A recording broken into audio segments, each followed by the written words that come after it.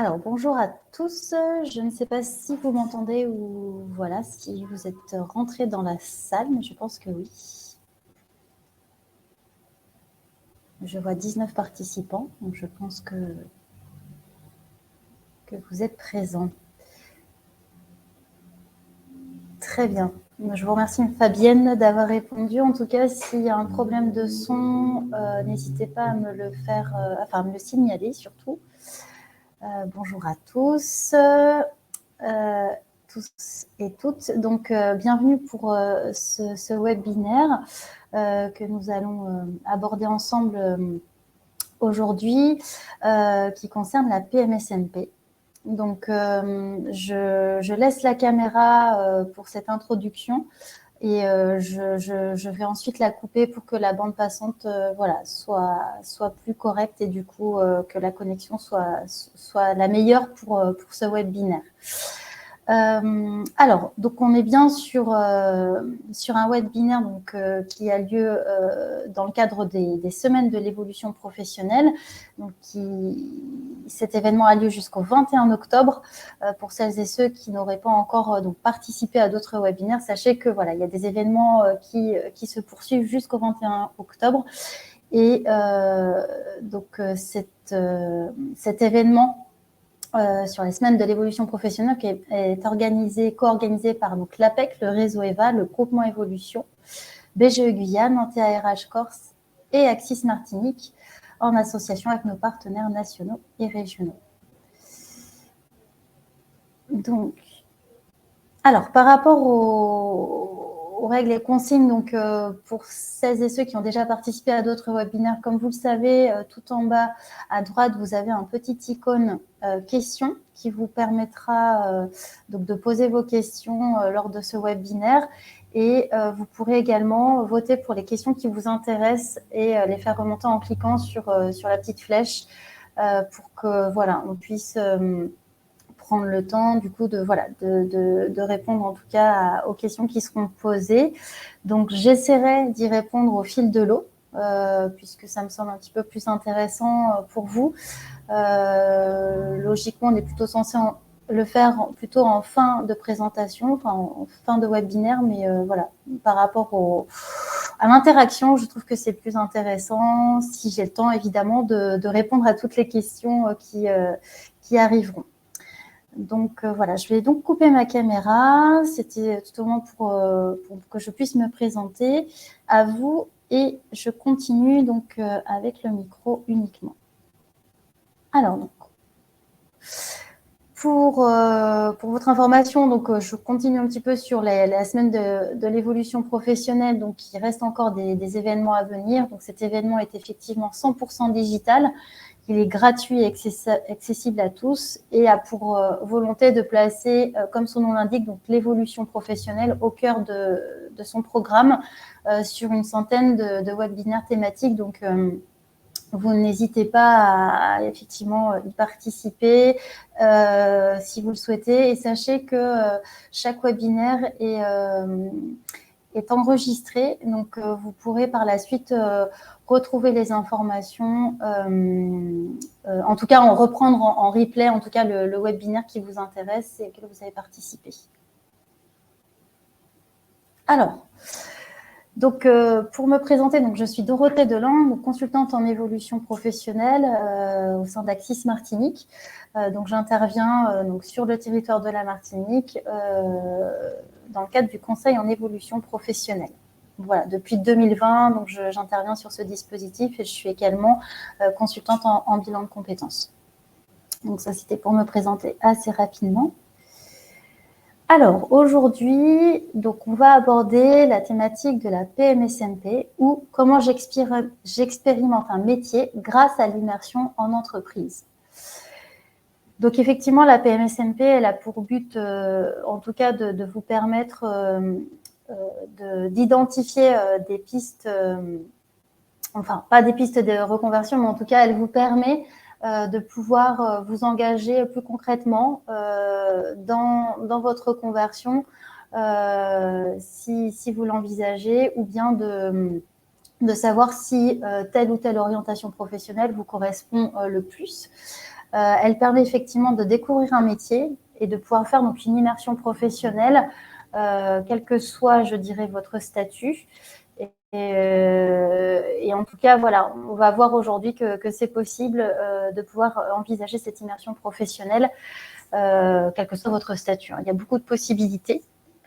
C'est ce qu'on va voir aujourd'hui ensemble. Donc, alors, qu'est-ce que cache cet acronyme PMSMP? Donc, il s'agit bien d'une période de mise en situation en milieu professionnel. Voilà ce que ça signifie. Parce que c'est vrai qu'on a plutôt toujours tendance à parler de la PMSMP, mais effectivement, qu'est-ce que ça signifie au final? On est bien donc sur une période de mise en situation en milieu professionnel. Alors, quels sont les objectifs de cette période de mise en situation en milieu professionnel? Donc, il y en a trois objectifs principaux. Donc, le premier objectif, c'est bien de pouvoir découvrir un métier ou un secteur d'activité dans le cadre, par exemple, d'une réorientation professionnelle ou d'un accompagnement dont vous bénéficiez pour pouvoir travailler sur votre projet d'évolution de reconversion professionnelle. Ça peut être aussi l'objectif de confirmer un projet professionnel, en faisant une immersion pour pouvoir du coup vous engager dans votre projet de reconversion ou d'évolution. En tout cas, il permet de confirmer une piste ou un projet professionnel que vous auriez. Et le troisième objectif que peut avoir la PMSMP, donc, c'est également de pouvoir initier une démarche de recrutement. Effectivement, ça peut être une stratégie également de pouvoir faire une immersion professionnelle dans une structure ou une entreprise qui vous intéresserait pour pouvoir rentrer en contact concret donc avec un futur employeur. Voici donc les trois objectifs principaux. On va maintenant aborder donc les publics éligibles à cette PMSMP donc, par catégorie. Donc, effectivement, là, on va plutôt, dans un premier temps, cibler le public des salariés qui sont engagés dans une démarche d'insertion ou de réorientation professionnelle. Donc, il s'agit des salariés qui peuvent être accompagnés par les structures de l'IAE, donc des structures d'insertion par l'activité économique, des travailleurs handicapés qui sont accueillis en ESAT, donc dans des établissements et services d'aide par le travail. Au niveau des autres catégories de salariés, on a également les salariés qui sont en parcours emploi compétences, donc employés sur des contrats PEC, ce qu'on appelle les contrats PEC. Et également donc les salariés qui pourraient être menacés d'inaptitude dans le cadre d'une démarche de maintien dans l'emploi ou de reconversion.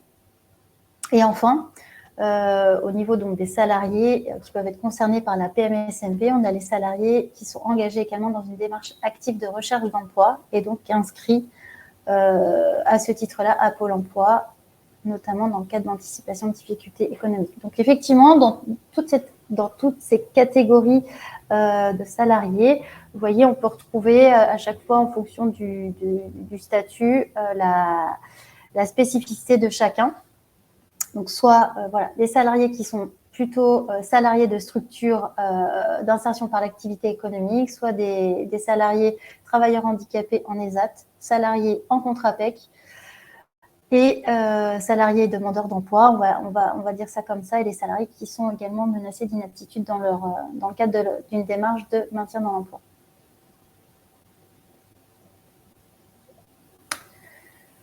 Alors Vanessa, pour répondre à votre question, donc vous n'êtes pas obligé d'être salarié, je viens tout de suite à l'autre catégorie des personnes qui ne seraient pas salariées. J'y arrive tout de suite, hein. Je passe du coup la slide.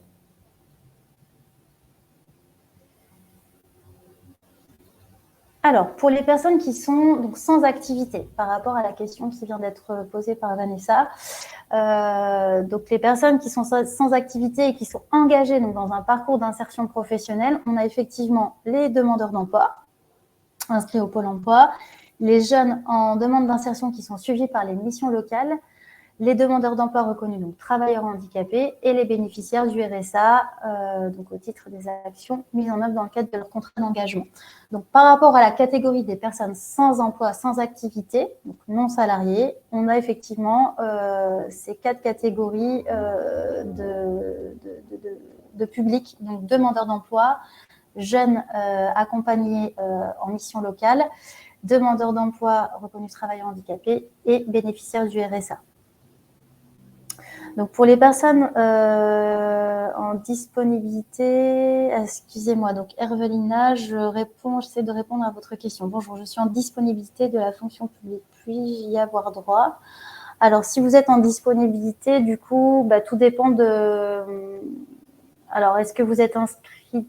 Est-ce que vous travaillez quand même actuellement ou pas, parce que disponibilité, voilà. Donc, si vous travaillez, vous êtes donc considéré comme salarié et donc à ce titre-là, vous pouvez effectivement envisager de réaliser une PMSMP.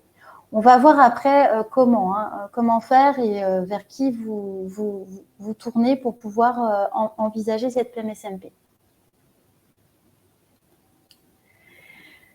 Donc effectivement, on y arrive. Donc par rapport à la PMSMP, là on va pouvoir aborder ensemble donc comment se réalise donc la prescription et la formalisation.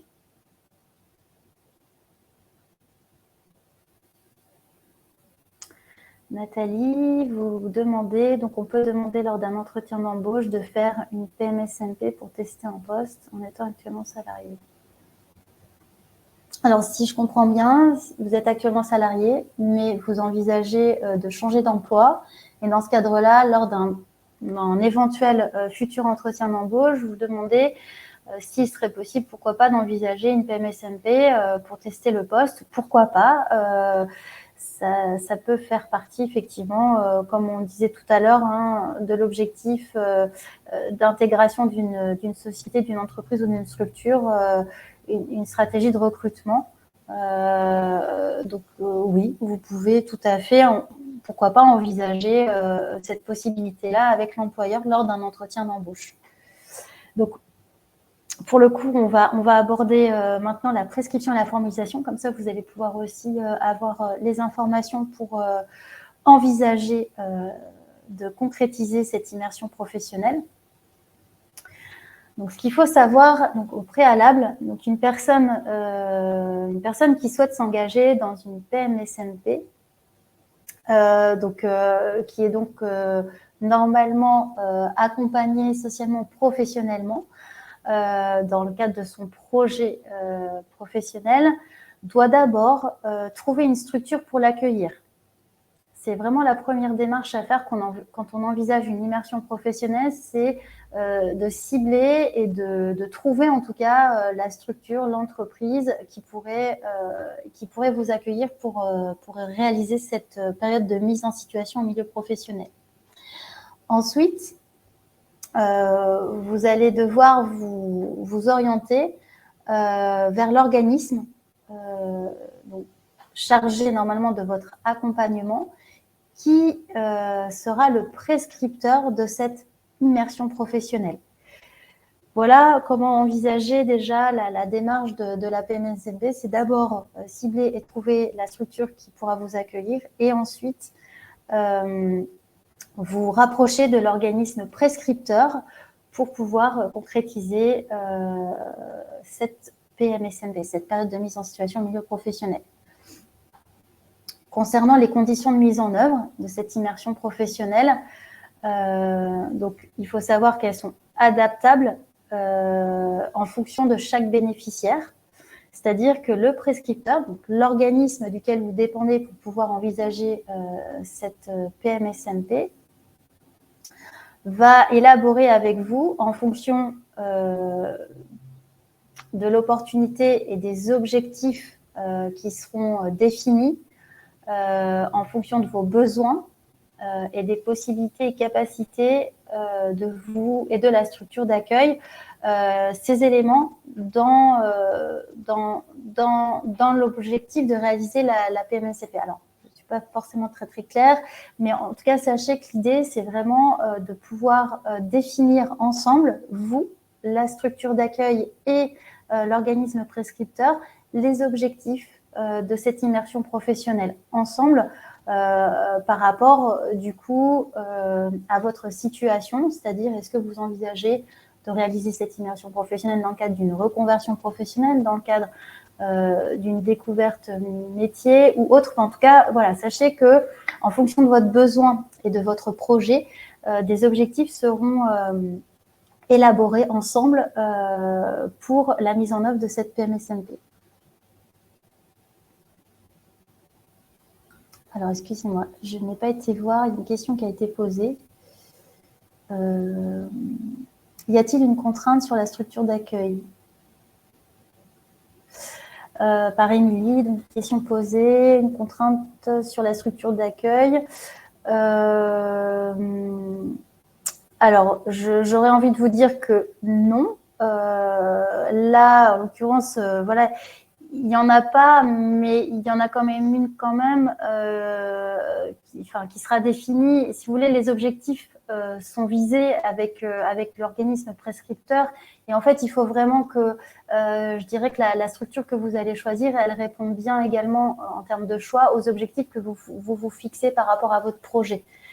C'est-à-dire pour quelles raisons vous souhaitez envisager une immersion professionnelle. Est-ce que la structure qui vous accueille est bien adaptée à votre projet et à ce que vous avez envie de vérifier ou d'aller conforter dans cette démarche. Donc, je dirais que c'est peut-être plus voilà, ça à voir avec l'organisme prescripteur quand vous allez envisager les objectifs ensemble. Alors, pour répondre à Elodie, si nous voulons effectuer une PMSMP au sein d'un établissement soumis à une obligation vaccinale, par exemple, sommes-nous également soumis à cette obligation en tant que stagiaire ou en soumis, exemple, le temps de la PMSMP? Alors, ça, c'est à voir directement avec la structure d'accueil, je vous dirais, mais de but en blanc, je pense qu'effectivement, je pense que l'obligation vaccinale l'est également lorsque vous intégrez une structure pour une immersion professionnelle. Après, je n'ai pas de réponse concrète à vous faire. En fait, c'est vraiment vous rapprocher directement de la structure que vous visez pour réaliser cette PMSMP et leur demander clairement si c'est le cas. Là, c'est vraiment du cas par cas, du coup.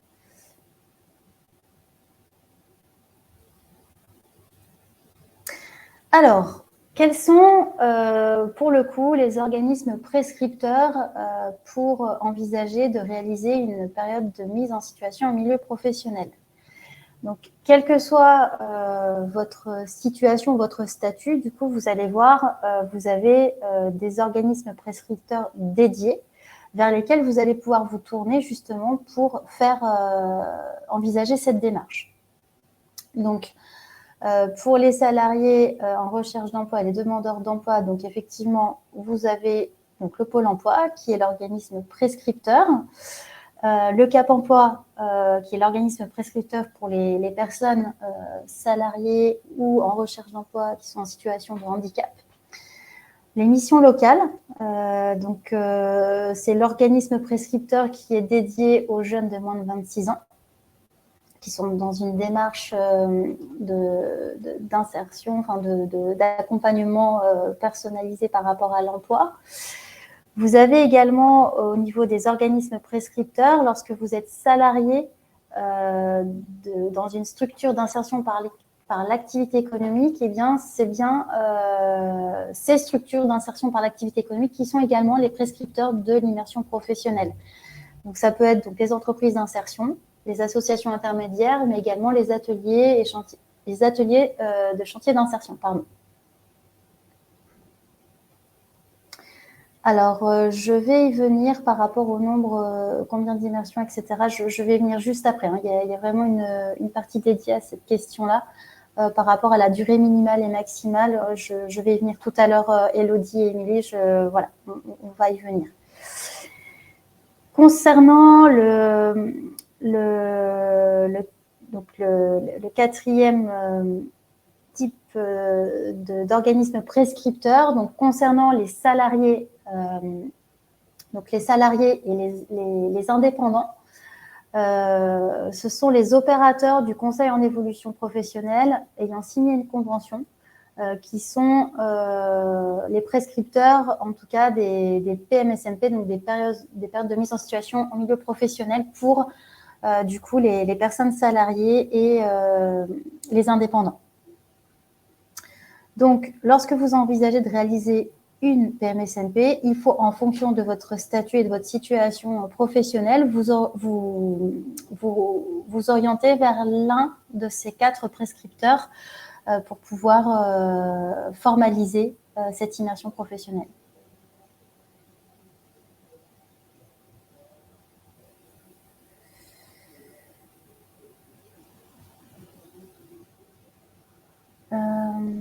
Mélanie, donc si vous n'êtes pas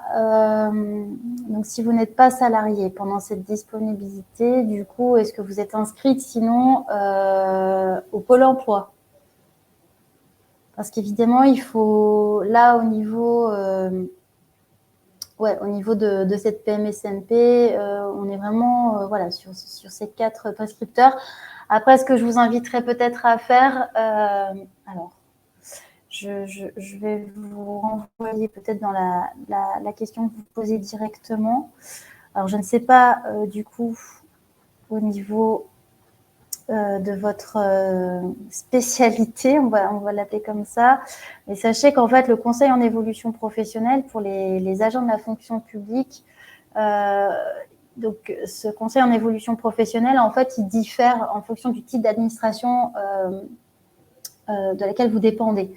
Pour les agents de la fonction publique hospitalière, il faut vous rapprocher de l'ANFH. C'est l'ANFH normalement qui délivre le conseil en évolution professionnelle. Pour les agents de la fonction publique territoriale, c'est le CNFPT. Et pour les agents de la fonction publique d'État, c'est la direction administrative de la structure qui délivre donc, qui prend en charge le conseil en évolution professionnelle. Donc, a priori, je vous recommanderais plutôt de vous rapprocher de ces organismes-là pour, en fonction du type d'administration de laquelle vous dépendez, pour pouvoir envisager une PMSMP. Parce que là, pour le coup, voilà, je n'ai pas forcément cette information sur voilà, est-ce qu'ils sont prescripteurs. Là, j'ai toutes les informations, mais pas celle-ci. Donc, je vous invite à vous rapprocher d'eux. Du coup, alors, Mélanie, j'essaie juste de reprendre votre question pour y reprendre.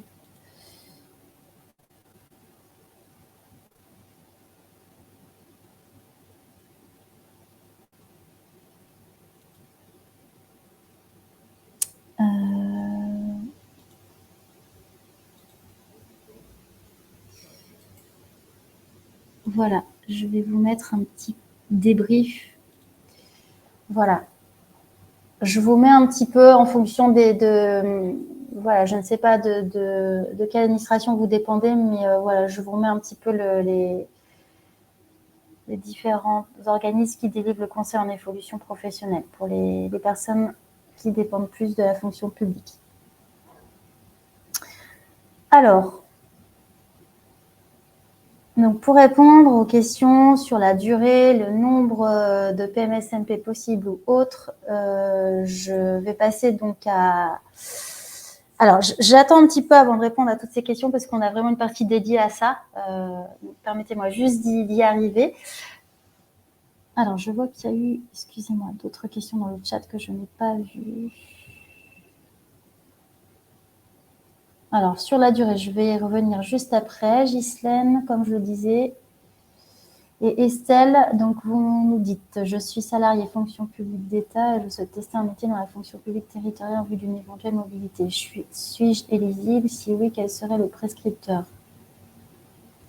Donc, si vous êtes, salarié, donc agent de la fonction publique d'État, hein, c'est bien ça. Donc, comme je le disais, donc je le remets ici. Donc, Mélanie, vous êtes inscrite au Pôle emploi. Donc, c'est le Pôle emploi, hein, le prescripteur, du coup, si vous devez avoir la possibilité d'envisager une immersion professionnelle, je vous invite à vous rapprocher d'eux. Alors, Catalyse conseil, je ne sais pas ce que c'est, je suis désolée. Sur les opérateurs du conseil en évolution professionnelle, Hervelina, si vous êtes salarié, je vous invite à vous rapprocher du site conseil en évolution professionnelle. Vous allez retrouver en fait le service du conseil en évolution professionnelle qui est duquel vous dépendez par rapport à votre lieu de résidence, par département ou région. Et donc ici, je renotifie pour les personnes qui travaillent dans la fonction publique.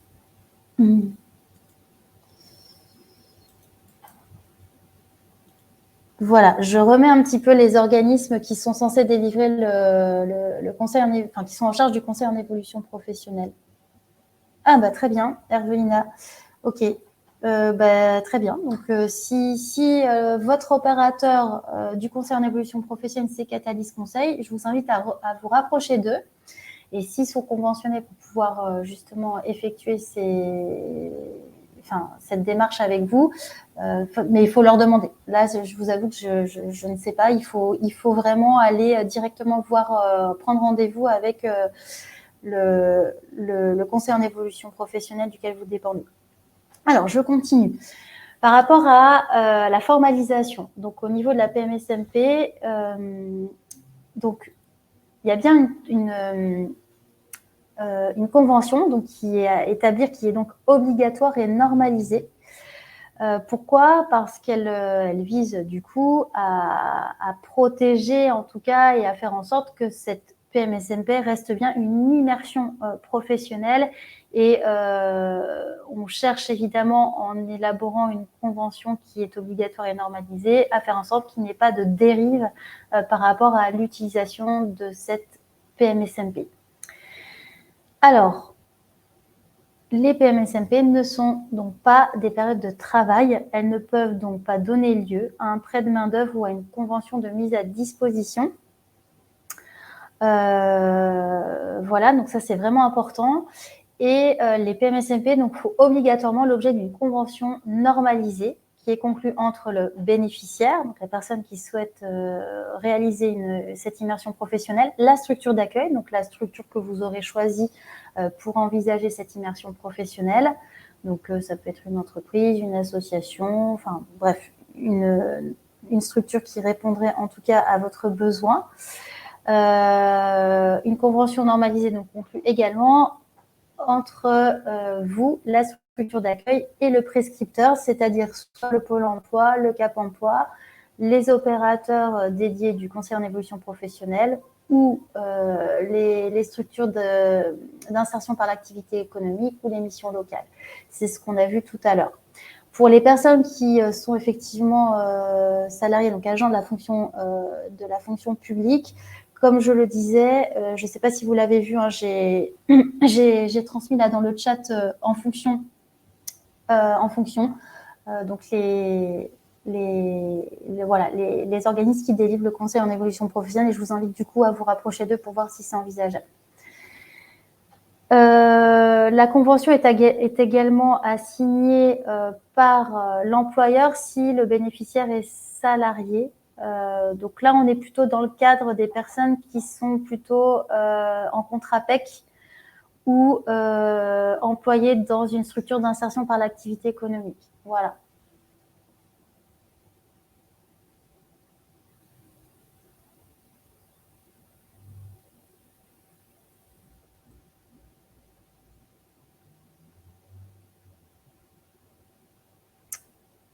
Alors, on va du coup intégrer donc la durée et les modalités de réalisation. Donc, il y a eu beaucoup de questions du coup sur cette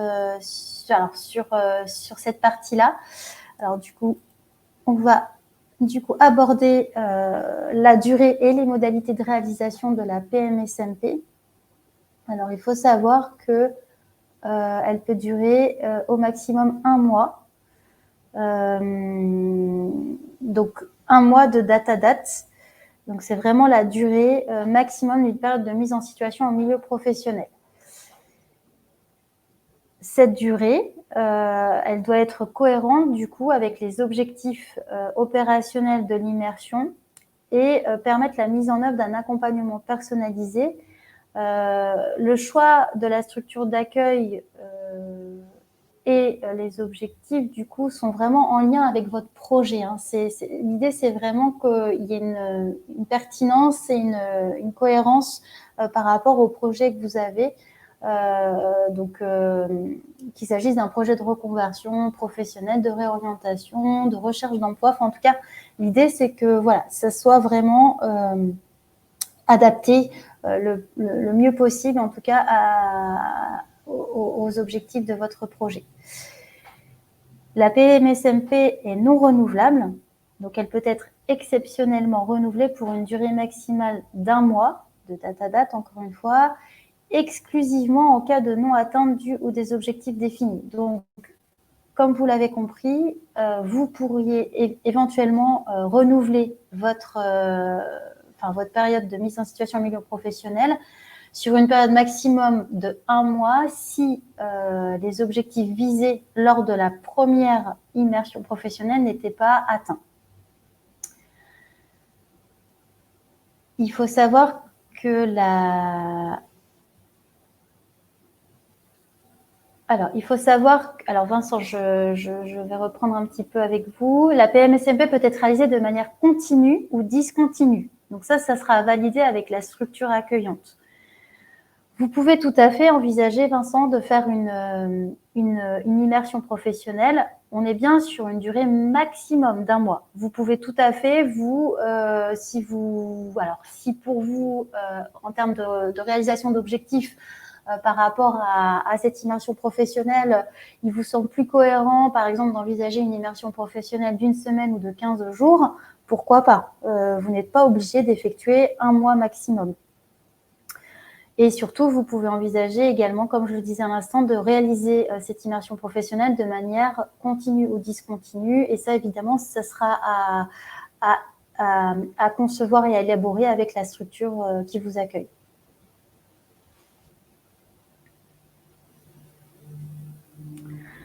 Donc, ce qu'il faut retenir par rapport à cette durée maximale, donc pour une même personne, la durée maximale de toutes les périodes cumulées d'une PMSMP dans une même structure d'accueil ne peut pas dépasser 2 mois sur une période de 1 an.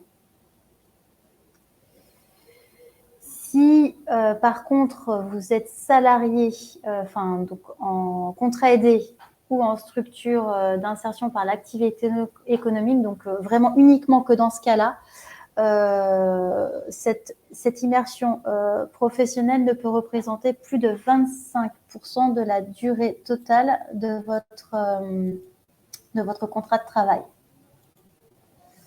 Voilà. Alors, il y a une question.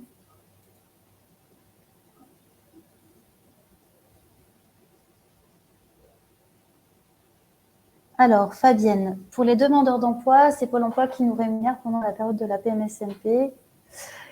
Du coup, Fabienne, par rapport à votre situation, donc si ça vous concerne, en fait, tout dépend si aujourd'hui, au niveau du Pôle emploi, donc si vous êtes indemnisé, enfin en tout cas si vous bénéficiez de l'ARE, donc de l'allocation de retour à l'emploi, évidemment que pendant cette immersion professionnelle, vous continuez à percevoir vos droits à l'ARE.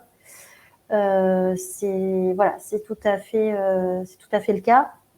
Et Elodie, vous posez une question, est-ce possible de faire plusieurs PMSMP dans différentes structures? Donc évidemment, vous pouvez envisager de faire plusieurs PMSMP, mais on est bien d'accord qu'il faut garder en tête cette période de 1 mois. Du coup, ça signifierait plutôt qu'il faudrait envisager, par exemple, de faire 1 semaine ou 2 semaines dans une structure d'accueil et envisager 1 ou 2 autres semaines dans une autre structure, par exemple. Il faut vraiment que ça réponde à vos objectifs par rapport à votre projet. Il faut toujours avoir ça en tête, en fait.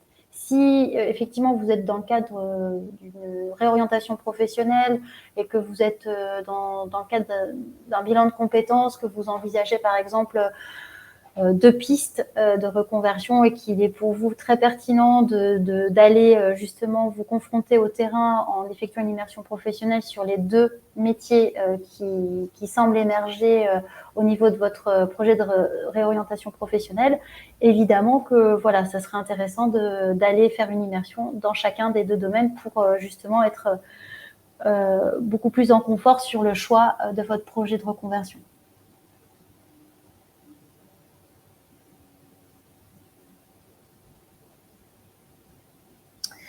Alors, est-ce qu'il y a encore des questions par rapport à la durée et les modalités de réalisation? Parce qu'effectivement, il y avait eu beaucoup de questions tout à l'heure, mais je pense qu'on a fait un petit peu le tour. Enfin, en tout cas, n'hésitez pas si vous avez des questions qui reviennent à ce niveau-là, on les abordera évidemment. Alors, je continue. Donc là, nous allons plutôt aborder le statut du bénéficiaire. Donc, Fabienne, donc, du coup, vous posiez la question un petit peu tout à l'heure. Bon, on n'aborde pas forcément tous ces points-là, mais en tout cas, là, on va plutôt voir qu'est-ce que ça change pour vous au niveau de votre statut, hein, d'être dans cette période de mise en situation en milieu professionnel. Donc, quel est votre statut? Donc, pendant la PMSMP, donc le bénéficiaire n'est pas l'employé de la structure d'accueil, il n'est pas rémunéré par elle. C'est vraiment important d'avoir également cette information en tête. Hein. On est vraiment dans le cadre d'une immersion professionnelle et en aucun cas, cette PMSMP génère une rémunération ou voilà, un statut d'employé dans la structure d'accueil. Hein. C'est vraiment pas le cas. Vous conservez le statut, le régime d'indemnisation ou la rémunération dont vous bénéficiez antérieurement à cette PMSMP. C'est exactement ce que vous posiez comme question, Fabienne. C'est pour ça que du coup, là, ça vous permet de justement confirmer voilà, la réponse à votre question. Donc, voilà, quel que soit votre statut, voilà, vous conservez votre régime d'indemnisation ou la rémunération dont vous bénéficiez antérieurement. Si vous êtes salarié, évidemment, vous retrouvez votre poste de travail à l'issue de cette période d'immersion professionnelle.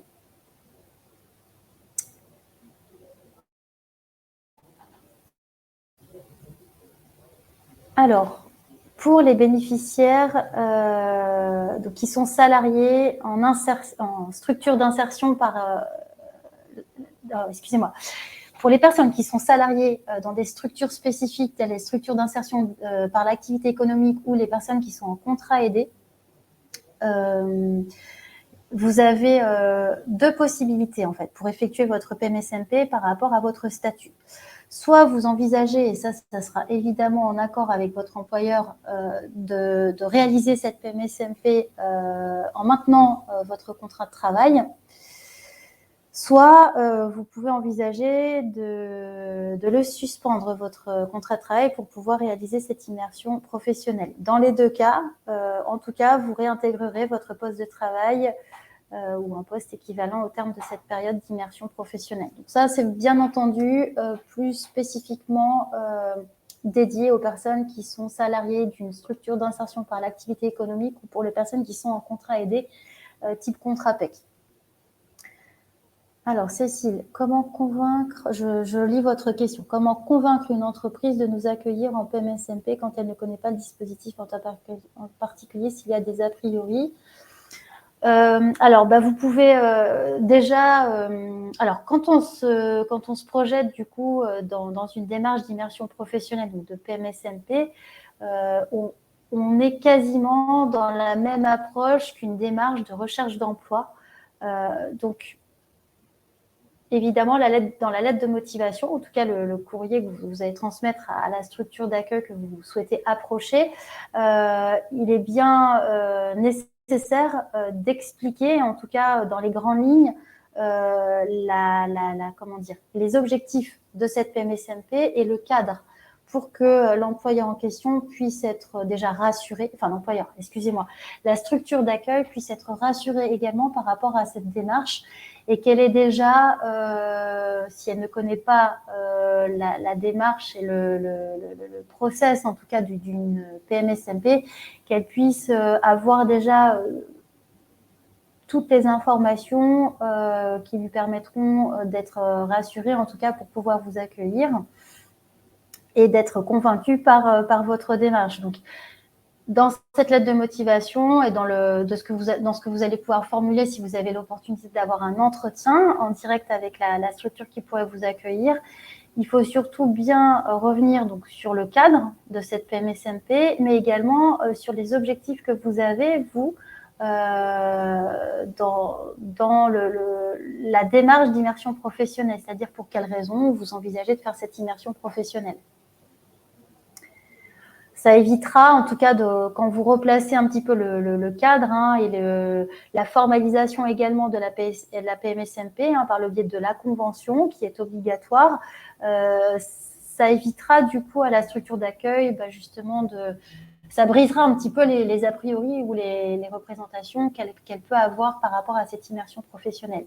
Mais l'idée, c'est de vous pouvoir avancer justement ces éléments-là d'information pour rassurer au maximum et convaincre évidemment la structure d'accueil. Mais on est quand même bien dans une démarche un peu similaire que celle qui viserait à rechercher, à démarcher des structures pour trouver un emploi.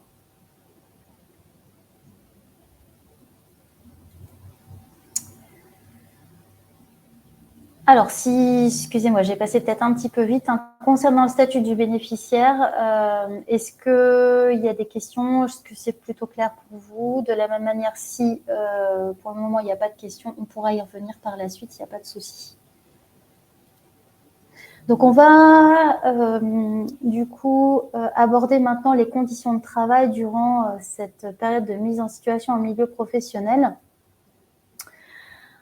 Donc c'est important aussi d'aborder ce sujet-là, même par rapport à la question de Cécile, je pense que c'est important du coup d'en avoir conscience et surtout de pouvoir également être en confort pour aborder cette immersion professionnelle avec la structure d'accueil pour justement poser les bonnes questions pour envisager l'immersion professionnelle. Donc, le bénéficiaire effectue donc sa période d'immersion dans le respect des règles applicables aux salariés de la structure d'accueil. C'est-à-dire qu'effectivement, lors de cette immersion professionnelle, vous n'êtes pas considéré comme un salarié ni un employé de la structure, mais par contre, cette période d'immersion doit vraiment s'effectuer dans le même respect des règles qui sont applicables aux salariés de la structure. Ça, c'est vraiment important. Donc, qu'il s'agisse de la durée quotidienne et hebdomadaire de présence, d'ailleurs, s'il y a des présences de nuit ou jours fériés, ça peut être aussi des éléments qui peuvent être intégrés aussi dans les objectifs de la convention. Il y a un respect aussi par rapport au repos hebdomadaire. C'est pas parce que vous êtes en immersion professionnelle que vous devriez être présent dans la structure 7 jours sur 7, par exemple. Il y a un respect aussi applicable également sur tout ce qui concerne la santé et la sécurité au travail, donc notamment par rapport au respect du règlement intérieur de la structure d'accueil et des mesures d'hygiène et de sécurité. Et vous avez également accès aux installations et au transport collectif de la structure d'accueil. Donc, pour cet aspect-là, c'est aussi évidemment à voir avec la structure d'accueil, de voir quelles sont vos possibilités lors de votre période de mise en situation en milieu professionnel. En tout cas, logiquement, votre période d'immersion doit s'effectuer dans le respect de ces règles applicables aux salariés de la structure.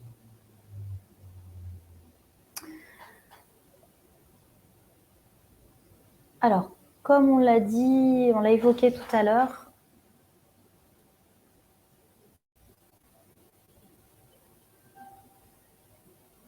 alors, Vanessa, vous posez la question, mais si la structure n'applique pas le droit au niveau des horaires, par exemple?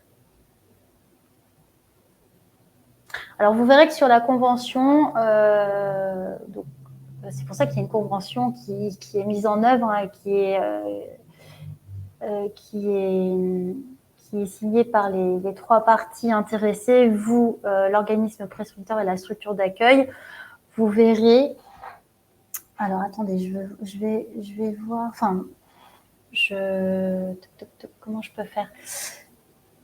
En tout cas, sur cette convention, il y a une partie dédiée vraiment aux horaires du lundi au vendredi, samedi, dimanche. Enfin, en tout cas, ces informations-là par rapport à votre présence sur place, elles sont indiquées dans la convention. Donc, en tout cas, tout le monde s'engage à un moment donné aussi à faire en sorte que ces horaires et le planning soient respectés.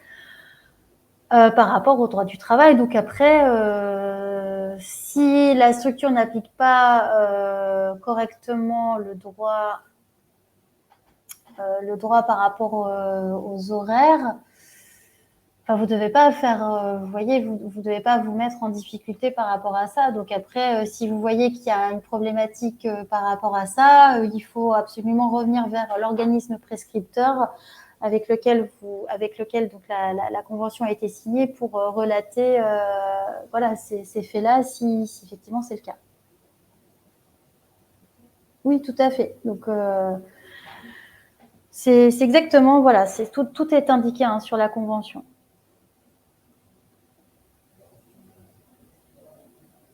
Alors Agnès, vous posez la question, finalement, pendant cette période, le statut salarié est en suspension de contrat, comment sommes-nous alors rémunérés? Alors, tout dépend du statut de salarié que vous avez. Je l'ai abordé plusieurs fois quand il s'agit, je ne sais pas si vous êtes en contrat PEC, contrat aidé, ou si vous êtes salarié d'une structure d'insertion par l'activité économique. Donc ça, je l'ai abordé tout à l'heure pour ces personnes-là. C'est à voir avec la structure qui vous emploie, si vous envisagez une suspension du contrat de travail ou si c'est plutôt voilà, une immersion qui est réalisée pendant votre temps de travail. Si vous êtes salarié en CDI ou en CDD et que vous envisagez une immersion professionnelle, attention, il ne s'agit pas d'une suspension de contrat, c'est un temps à prendre sur du temps de repos, de congé ou autre. Voilà, il n'y a pas. Si vous envisagez une suspension de contrat, du coup, bon, ça à voir avec votre employeur, mais c'est plutôt à prendre sur des. Voilà, il faut envisager là plutôt de prendre des jours de repos pour pouvoir envisager cette immersion professionnelle.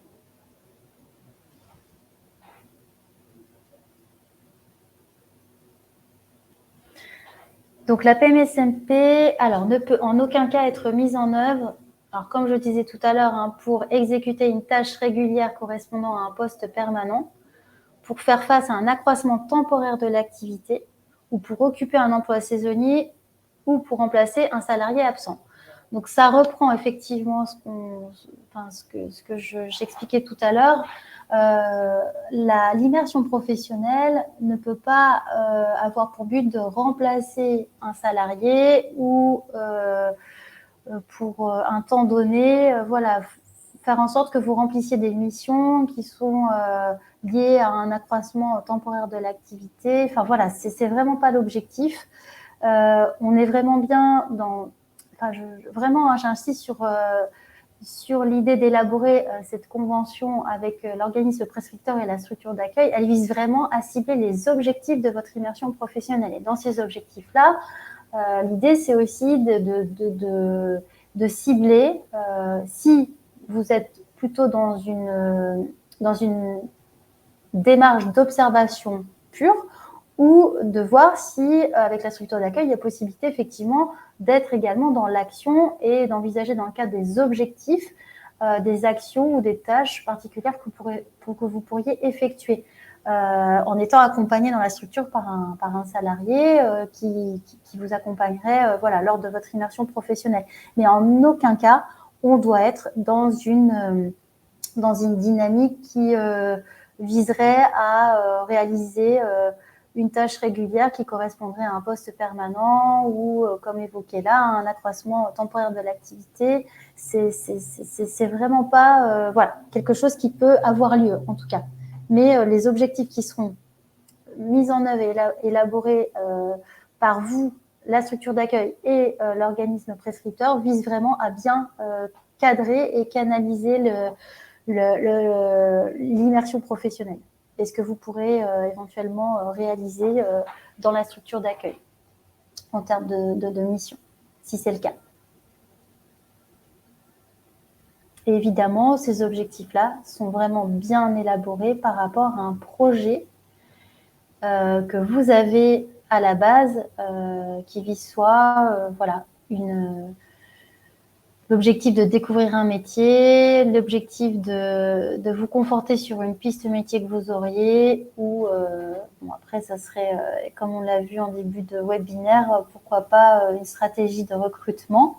Mais en tout cas, voilà, ces objectifs-là, il faut vraiment qu'ils soient bien élaborés par les trois parties, on va dire.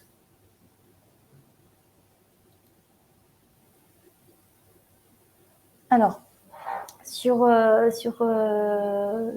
partie qu'on va aborder là, donc on va plutôt aborder là qu'est-ce qui se passe au niveau du coup de la couverture accident du travail et maladie professionnelle lorsque vous êtes en immersion professionnelle, donc dans le cadre de la PMSMP. Alors, il faut savoir que le bénéficiaire d'une PMSMP, il est couvert pour les risques, donc accidents du travail, qui peuvent survenir soit au cours ou sur le lieu de la mise en situation, soit au cours du trajet de domicile structure d'accueil et maladie professionnelle. C'est important de le savoir. Donc, si vous êtes salarié, donc le risque accident du travail, maladie professionnelle continue d'être porté par votre employeur actuel, par exemple donc la structure d'insertion par l'activité économique, à condition que le contrat de travail ne soit pas suspendu, évidemment, pendant la période de mise en situation professionnelle. Dans le cas contraire, donc, la structure d'insertion par activité économique devra trouver donc un prescripteur acceptant de prescrire à sa place et de porter le risque accident du travail ou maladie professionnelle. Donc là, on est vraiment dans le cas particulier des personnes qui sont salariées en contrat PEC ou au sein des structures d'insertion par l'activité économique. Si vous n'êtes pas salarié, donc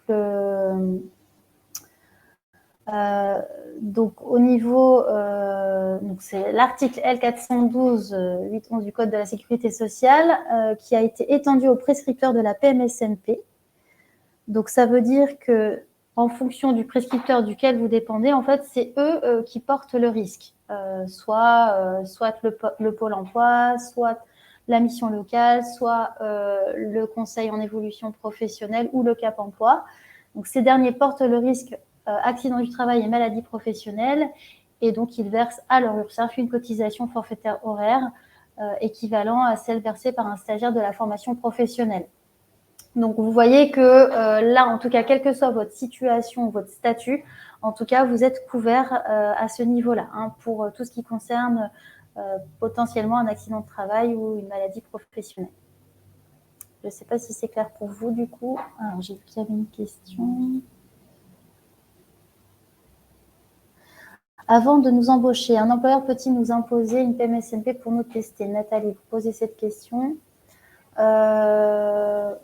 Alors, on ne peut pas vous imposer ça, parce que je pense que, comme vous l'avez compris, la PMSMP, ça reste quand même une démarche volontaire de la part du bénéficiaire, c'est-à-dire vous, en tant que salarié, demandeur d'emploi, enfin voilà, en fonction de votre statut. Donc, c'est bien vous qui sollicitez une structure d'accueil et ensuite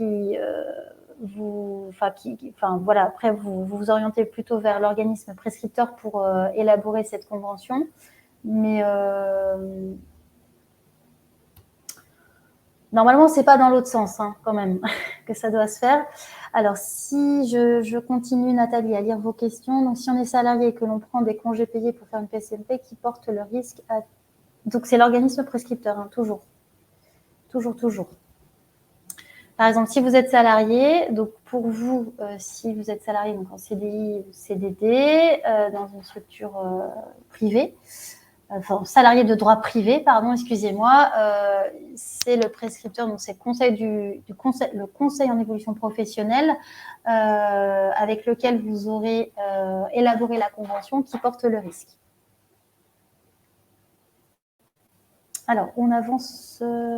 Voilà, ben voilà. J'avance du coup parce que je vois l'heure qui passe, mais voilà. En tout cas, on a fait un petit peu voilà, on a balayé un petit peu toutes les rubriques qui étaient dédiées donc à ce webinaire concernant la PMSMP.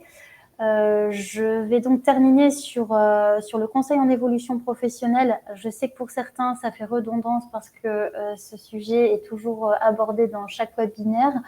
Si vous avez déjà participé à d'autres webinaires pendant les semaines de l'évolution professionnelle. Donc, si vous souhaitez quitter la salle, n'hésitez pas. Je ne vous oblige pas à rester jusqu'au bout. En tout cas, je vais juste quand même prendre le temps de vous présenter cette partie-là. Et je vais essayer de répondre aux questions, bien sûr, qui continueront d'être posées. Donc, Annabelle, si j'ai bien compris, nous pouvons tester plusieurs entreprises tant que la durée finale des tests ne dépasse pas un mois. Oui, tout à fait. Et ça, évidemment, ce sera à voir avec l'organisme prescripteur, évidemment. Alors, par rapport au conseil en évolution professionnelle, donc, je vous en prie, Elodie. Par rapport au conseil en évolution professionnelle, donc pour refaire un petit point dessus, vous expliquer exactement ce que c'est, on va donc aborder le sujet maintenant. Donc le conseil en évolution professionnelle, c'est vraiment un service qui vous permet d'avoir un appui, en tout cas pour toutes les personnes qui sont salariées et qui ont également le statut d'indépendant. Ça vise à vous permettre de pouvoir faire le point sur votre situation professionnelle et de pouvoir vous accompagner également à élaborer et formaliser votre projet dans sa mise en œuvre, dans le but voilà, de pouvoir vous accompagner dans votre projet d'évolution professionnelle. Donc, c'est un service qui est donc gratuit et accessible à tous en fonction de votre statut, évidemment. Il est vraiment dédié aux personnes qui sont salariées, salariées de droit privé et qui sont donc sous un statut d'indépendant. C'est un service qui est donc confidentiel, neutre et impartial. Hein, on est vraiment dans cette démarche-là, c'est très important. Ça fait donc partie évidemment de notre déontologie d'accompagnement. Donc, pour qui le conseil en évolution professionnelle? Donc, évidemment, pour les salariés du secteur privé et les travailleurs indépendants. C'est ce que j'expliquais tout à l'heure. Donc, vous avez plusieurs organismes qui sont donc qui délivrent le conseil en évolution professionnelle lorsque vous êtes salarié du secteur privé et travailleur indépendant. Donc, vous avez le réseau EVA, le regroupement Évolution, Axis Martinique, le BGE Guyane, Antea RH et excusez-moi. Et donc, voilà. Donc, ça, c'est donc les organismes du conseil en évolution professionnelle pour les salariés du secteur privé et travailleurs indépendants. Pour les cadres, c'est l'APEC qui délivre le conseil en évolution professionnelle. Pour les demandeurs d'emploi, c'est bien le Pôle emploi. Pour les jeunes de moins de 26 ans, donc, ce sont les missions locales. Et pour les personnes en situation de handicap, c'est donc le CAP emploi qui délivre le conseil en évolution professionnelle. Voilà. Alors, quel est l'objectif de ce service, hein Alors oui, Alexandra, vous pourrez revoir en replay le webinaire. Une fois que l'événement sera terminé, vous aurez cette possibilité.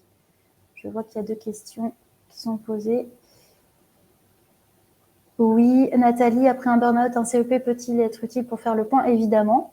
Tout à fait. Vous pouvez tout à fait, en tout cas, vous rapprocher d'un conseiller en évolution professionnelle pour justement faire le point sur votre situation. Aude, vous posez la question, un cadre du secteur public peut-il être suivi par l'APEC ou doit-il passer par... Alors, vous devez passer par votre administration d'origine. Voilà, c'est vraiment particulier hein, pour les personnes qui dépendent du secteur public. Le conseil en évolution professionnelle il est vraiment pris en charge par voilà, les organismes dont j'ai parlé tout à l'heure. Normalement, vous devriez les retrouver. Je les ai postés hein, pour chaque secteur de la fonction publique. Alors, quel est l'objectif du conseil en évolution professionnelle? Donc, il a pour but de vous accompagner dans l'élaboration, la formalisation et la mise en œuvre d'une stratégie qui peut, selon votre situation, viser soit donc, votre évolution professionnelle, soit vous accompagner parce que vous envisagez et vous visez le développement de vos compétences, soit parce que votre objectif, c'est plutôt la reconversion ou la transition professionnelle, soit parce que vous envisagez sinon de reprendre ou de créer votre propre activité, soit parce que vous êtes dans l'objectif d'envisager la certification professionnelle, ou soit parce que vous vous interrogez et que vous envisagez une mobilité à l'interne ou à l'externe de votre structure ou de votre entreprise.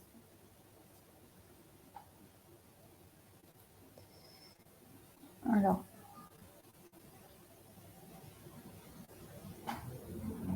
donc voilà, pour les objectifs principaux du CEP. Alors, comment il se matérialise donc au niveau de l'accompagnement, donc le conseil en évolution professionnelle, c'est vraiment un conseil individualisé et qui se veut adapté à votre besoin. Il permet vraiment d'exprimer déjà votre demande et votre besoin. C'est vraiment déjà le premier échange, c'est celui-ci. Il a pour but vraiment de vous permettre d'exprimer librement vos envies et vos besoins pour ensuite pouvoir répondre également à votre demande et à votre besoin et vous permettre d'accéder du coup à un premier niveau d'information, qu'il s'agisse d'informations sur les métiers, sur l'offre de formation, sur votre environnement professionnel ou d'autres environnements professionnels qui vous intéressent, des dispositifs de financement, des informations sur la VAE, le bilan de compétences, enfin voilà, toutes les informations dont vous auriez besoin, voilà, vous pouvez vous interroger parfois sur des dispositifs ou autres. Le conseil en évolution professionnelle, il a vraiment pour but de vous permettre d'accéder à un premier niveau d'information et d'identifier effectivement en fonction les démarches possibles et éventuelles à mettre en œuvre. Ensuite, il a aussi pour but, ce conseil en évolution professionnelle, de vous permettre d'accéder et d'avoir un accompagnement personnalisé. Pourquoi ? Pour pouvoir déjà vous aider à élaborer et analyser la faisabilité de votre projet, en vous permettant d'accéder à toutes les informations utiles qui vous permettront justement de concrétiser votre projet. Et cet accompagnement personnalisé, il a aussi pour but de vous aider à construire votre plan d'action, en tout cas d'élaborer un plan d'action pertinent avec vous et d'être accompagné dans sa mise en œuvre. Donc voilà du coup à quoi peut vous servir le conseil en évolution professionnelle. Alors, Nathalie, pour vous répondre, il y a peut-être un nombre d'heures maximum du conseil de la part du CEP. Alors, au niveau de l'accompagnement, oui, alors il y a effectivement, quand on est vraiment dans la première démarche du conseil individualisé, donc c'est le premier niveau d'information et de conseil qu'on peut vous donner. Il faut savoir que c'est 2 heures maximum qui peuvent être dédiées en tout cas à ce premier niveau de conseil individualisé. Et ensuite, lorsqu'on est plutôt dans une démarche d'accompagnement personnalisé, on est plutôt dans une durée maximum qui va aller jusqu'à 6 mois et qui peut du coup être évidemment prolongée. Et là, au niveau de la fréquence des rendez-vous avec votre conseiller en évolution professionnelle, c'est vraiment à voir avec lui. Je ne peux pas vous dire aujourd'hui, voilà, c'est des rendez-vous tous les 10 jours, tous les 15 jours, tous les 3 semaines. Ça dépend de vous, de votre projet, de la disponibilité du conseiller et des objectifs que vous avez aussi par rapport à votre demande et votre projet.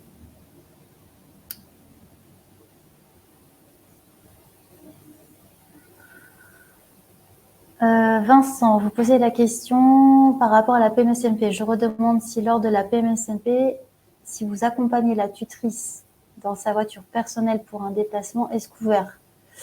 Déjà, il faut que si c'est un déplacement professionnel et que votre tutrice est autorisée à utiliser son véhicule personnel pour réaliser ces déplacements professionnels, normalement oui. Mais il faut vraiment vérifier ces informations-là avec la structure d'accueil. Et c'est des choses qui doivent être aussi, je dirais, si c'est le cas, il faut que ça soit aussi intégré à cette fameuse convention. C'est important du coup. Alors, je continue sur le conseil en évolution professionnelle. Donc, évidemment, si vous n'avez pas encore pris un rendez-vous avec un conseiller et que vous souhaitez le faire, je vous invite évidemment à consulter notre site internet dans la rubrique Je trouve mon conseiller et vous retrouverez donc sur www.moncpe.org la possibilité de pouvoir prendre un premier rendez-vous avec un conseiller en évolution professionnelle qui, voilà, en fonction du département, de la région dans laquelle vous vous situez, vous permettra en tout cas d'avoir un premier rendez-vous. Voilà, en tout cas, c'est vraiment la première démarche. N'hésitez pas à vous connecter à www.mon-cep.org.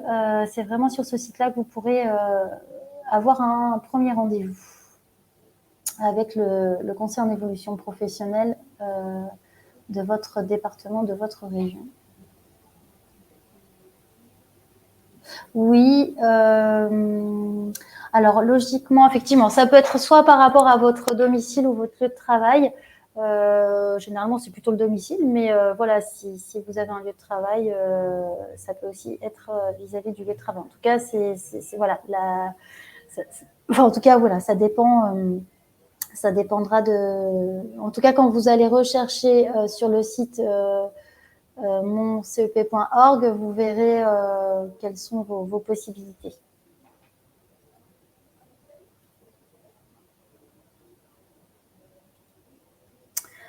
Voilà, donc on arrive en fin de webinaire.